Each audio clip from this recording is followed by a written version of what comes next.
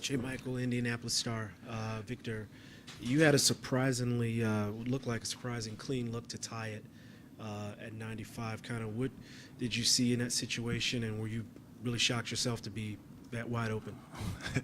Yeah, I was a little surprised. I just came off the pick. Great play was ran, and thought Corver was going to stay with me. He just left. So got a clean look. I shot it. And, yeah, I just missed. Literally, I just missed. If I had that look again, I'd take it every time.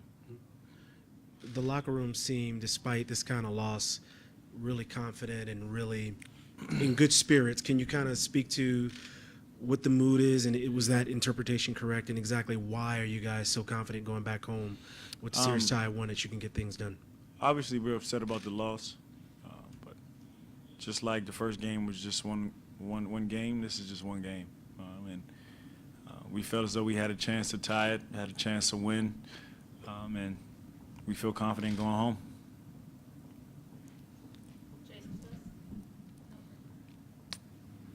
Jason Spells, WTHR Indianapolis. Vic, what does it say about this locker room? You all could take that kind of punch from LeBron James and still make this a game late. We've been dealing with adversity all year, since the day I got here. At the end of the day, we're just going to give it all we got every game. We're just going to go out there and control what we can control. We're looking forward to Friday night. It's going to be another battle, but we're going to be ready for it. Victor, Ray Jasky from ESPN 990. Curious about the two early fouls taking you out of the game. You only get 28 minutes. Obviously, that's a difference in the game. How important is it, and how can you avoid committing fouls early with you got a freight train like LeBron coming? And he's probably going to try to repeat that effort.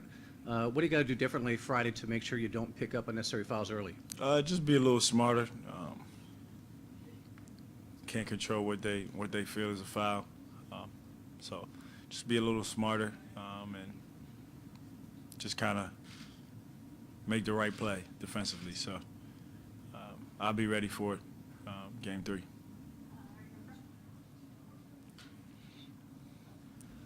Victor Scott Sargent, WFNY. What does it say about what you guys did in Game 1 that the Cavs immediately had to switch their starting lineup for Game 2 and kind of attack you guys differently?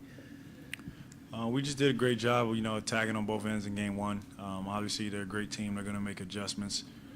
They made their adjustments, and they came out with the first punch. We withstood the first punch, and gave ourselves a chance to win the game, tie the game, and unfortunately, we came up short. But we're still confident going into Game 3. Is it a matter of trying to counter this for Game 3 then, or do you guys feel you're right there? We got to watch the film, learn from it, just like any other game, and take the things that we need to take and change them, make the changes we need to make, but get ready for Game 3. Victor, Eli Mooney, maybe radio. As a team defensively, did you recognize anything differently the Cavs were running defensively that maybe got in the way tonight? Running defensively, or you mean like what they were doing? Yeah, what they were doing defensively compared to Game 1 to now. Just in general, or yeah, just in general as a team defense. Yeah. They were into the ball. They were definitely a little more aggressive, but we expected that, and it's going to be like that in Game 3. So we'll definitely be ready for it.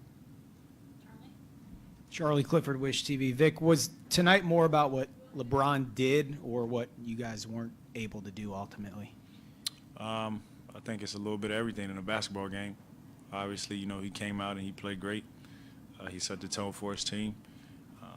I think we also gave ourselves a chance to win, and we just came up short. So there's some things in the games that we could have corrected. We could have done a little better, especially in that first quarter. But we'll get ready, we'll correct it, and get ready for Game 3. Friday night, your first home game, playoff-wise in Indy. What do you envision that crowd's going to be like? Words can't describe what that's going to be like. You guys just got to come and watch and come and see yourselves. So I'm looking forward to it, though. Victor, PJ Ziegler, Fox 8 News. You guys know the Cavaliers, LeBron James is a tough out in any playoff series. Going back home now, tied at 1, do you feel the advantage now sits with the Indiana Pacers? is there really an advantage in a series? You just got to take it one game at a time, honestly. And anything is possible. Anything can happen in a series. That's why it's a 7-game series for a reason. So I don't think there's any clear-cut advantage. We just got to take care of business.